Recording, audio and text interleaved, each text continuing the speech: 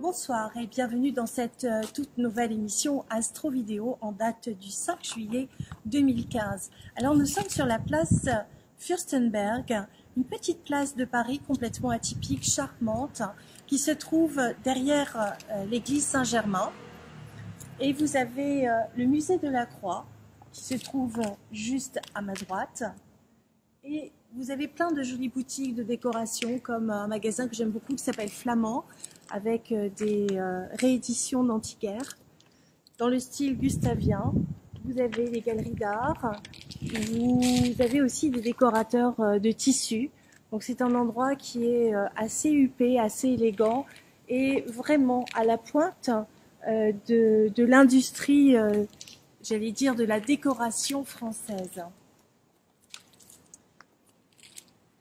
Alors, dans le musée de la Croix, vous avez un charmant petit jardin. Vous avez bien sûr la galerie de la Croix avec les tableaux. Les aspects de ce jour, ça va être la Lune qui va être à la toute fin du signe du Verseau et qui va se mettre et se placer en opposition avec la Lune noire vraie qui est dans le signe de la Vierge. Alors, ça donne presque une opposition, mais en tout cas, ça donne une position un petit peu inconfortable qui peut rendre les vierges très émotifs. Les verseaux, ça peut les rendre exigeants, d'autant plus que la Lune se place au carré de Saturne. Donc, les signes du Cancer ne seront pas forcément à prendre avec des pincettes. S'il y a des retards, puisque Saturne, c'est les retards, eh bien, il ne faudra pas s'énerver, il faudra prendre son mal en patience et essayer de maîtriser ses émotions. Saturne fera un carré donc aussi à la Lune noire vraie dans le signe de la Vierge et donc la Vierge va se sentir un petit peu coincée, un petit peu étriquée, va avoir envie de bouger. Alors on va aller voir le maître de la Vierge, c'est Vénus, c'est Mercure.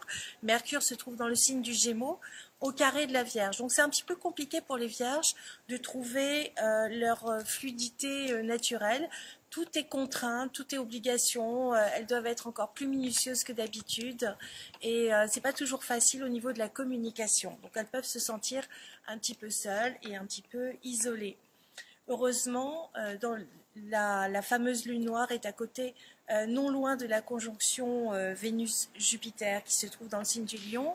Et donc il va y avoir un peu plus de liant, il va y avoir un petit peu plus de tendresse, de douceur, mais surtout de discernement. Donc elles vont arriver quand même avec diplomatie, avec réflexion, elles vont quand même arriver à avoir un bon résultat.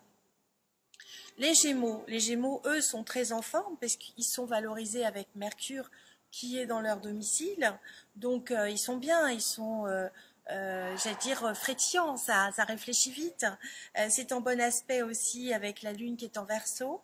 Donc, pour les troisièmes décans du Gémeaux, bah, c'est plutôt pas mal, hein, puisque vous avez l'inspiration, vous avez la joie de vivre, vous avez l'envie de bouger, et puis ça se passe plutôt pas mal. Il y a un très bel aspect aussi avec cette fameuse double conjonction Mars-Soleil qui traîne déjà depuis un moment, mais qui est dans le signe du Cancer maintenant, qui a quitté les Gémeaux depuis un petit moment. Et donc là, elle va se mettre en bon aspect avec Neptune et Chiron dans le signe du Poisson.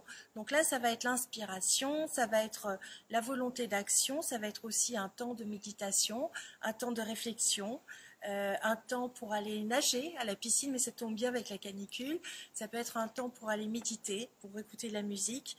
Et puis, cette double conjonction va être en bon aspect avec la double conjonction Jupiter-Vénus. Donc là, ça peut être l'envie d'écrire, ça peut être l'envie de beau, de quelque chose d'artistique, mais c'est aussi le sens du discernement et c'est aussi l'action. Donc on va être dans l'action avec les signes du Cancer, les signes du Lion aussi, le Bélier, si l'action est maîtrisée, si elle est originale.